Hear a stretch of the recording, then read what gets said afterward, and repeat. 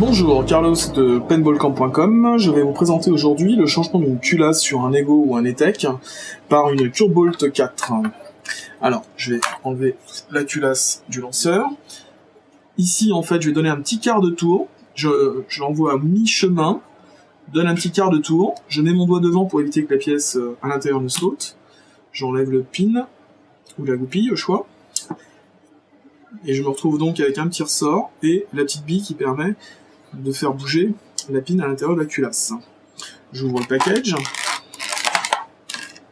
Je me retrouve donc avec la nouvelle culasse, ainsi que 2 pièces de remplacement, au cas où j'aurais perdu les autres, ou si le ressort était un petit peu endommagé. Alors, qu'est-ce qu'on peut noter sur la culasse, le Turbolt 4 ?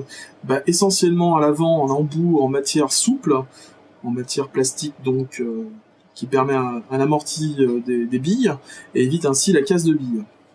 Toujours le petit côté incliné qui permet à la bille de glisser légère dans sa position, juste au moment où elle recule. Alors, pour pouvoir changer donc l'intérieur de la culasse, j'ai besoin d'une petite clé Allen qui va me servir à pousser l'ensemble au fond. Je vais remettre d'abord le ressort, ensuite son petit cache avec sa bille. Voilà. Je glisse le tout à l'intérieur. Et là, en fait, je viens donc appuyer dessus avec la clé Allen. Et en même temps, je vais rentrer donc, le pin. On bouge un petit peu. L'idée, c'est de passer le tout. Voilà. La clé est un peu grosse, mais ça va rentrer. Voilà, c'est fait. En inclinant légèrement pour que ça puisse bouger plus facilement dedans. Voilà, je me retrouve donc, je vérifie que les 2 positions sont possibles.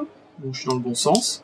Dernière petite chose à noter, le gros trou doit être forcément vers le bas si je veux que le passage de gaz puisse se faire entre le lanceur et la culasse. Je peux la remettre à l'intérieur.